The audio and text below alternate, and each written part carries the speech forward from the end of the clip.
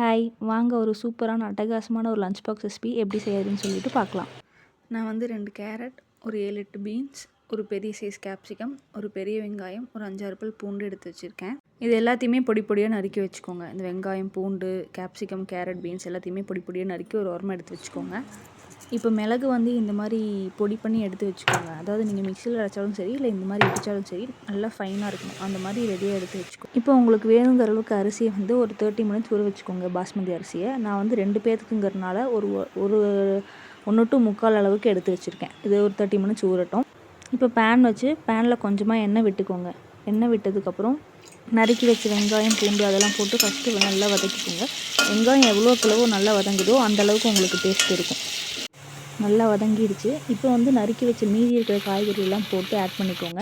இதில் வேணுங்கிற அளவுக்கு உப்பு போட்டுக்கோங்க. நான் வந்து 2 ஸ்பூன், இந்த ஸ்பூன் அளவில் 2 ஸ்பூன் போட்டிருக்கேன். போட்டுட்டு நல்லா மிக்ஸ் பண்ணி விட்டுட்டு வேணுங்கிற அளவுக்கு தண்ணி ஊற்றிக்கோங்க. இப்போ இது நல்லா வேகட்டும். ஒரு 10 to 15 மினிட்ஸ் நல்லா வேகட்டும். இப்போ இந்த கேப்பில் பாஸ்மதி அரிசியை நல்லா ஆற வச்சு ரெடியாக எடுத்து வச்சுக்கோங்க. இப்போ நல்லா காய் வந்து தண்ணியெல்லாம் வற்றிடுச்சு. இப்போது ஆற வச்ச பாஸ்மதி அரிசி இதில் போட்டு நல்லா மிக்ஸ் பண்ணுங்கள். உப்பு அதெல்லாமே பார்த்துக்கோங்க. போட்டுட்டு நல்லா மிக்ஸ் பண்ணிவிட்டு லாஸ்ட்டாக அந்த பெப்பர் பொடி வச்சுருப்பீங்க இல்லையா, அதை வந்து இதில் நல்லா மேரினேட் பண்ணி வச்சிங்க அப்படின்னா நல்ல ஒரு டேஸ்ட் இருக்கும். இது நல்லா அந்த ஃபீவர், கோல்டு, காஃப் அந்த மாதிரி டைம்லலாம் ஏதாவது ஈஸியான லஞ்ச் பாக்ஸ் ரெசிபி அந்த மாதிரி ஏதாச்சும் பண்ணி தரணும் அப்படிங்கிற டைமில் நீங்கள் இந்த மாதிரி ரெசிபி வந்து ட்ரை பண்ணி பார்க்கலாம். ரொம்பவே சூப்பராக இருக்கும். சீரியஸாக இதுக்கு வந்து பாஸ்மதி அரிசியை மேக்ஸிமம் ப்ரிஃபர் பண்ணுங்கள். அப்போ தான் உங்களுக்கு அந்த நல்ல டேஸ்ட் அது எடுத்து கொடுக்கும்.